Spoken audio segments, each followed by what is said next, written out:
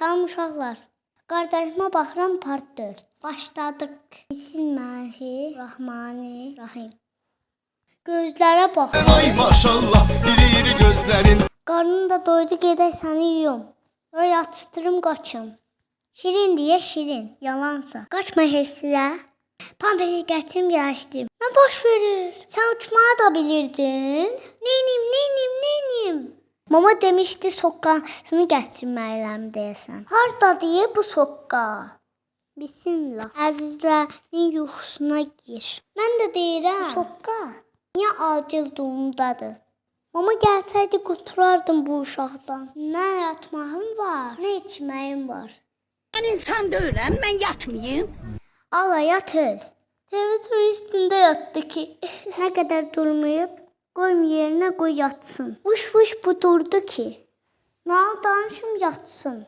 Bir vardı, bir yox idi. Bir dənə qoç var idi. Onu da kəsdirər, yedirər, getdi. Nal bu qədər. Yatdı, sakit çıxım gedim. Bizim evdə dovşan var idi.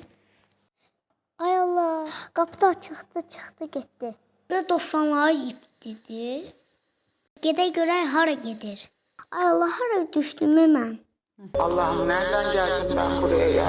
Okudunuz, üflediniz mi? Ne yaptınız beni? Qapını kilitlədi ki, Haçar hardadır görəsən. Ay qardaş, mən səni evdə yatışdırmamışdım. Bura kimin evidir görəsən. Ay da tutma olmur bunu. Neynim görəsən. Bir mahnı qoyun bunun üçün. Bəlkə gəldi. Baxa burada nələr var. Bu kağızları birləşdirin. Bana nə mahnı çıxır.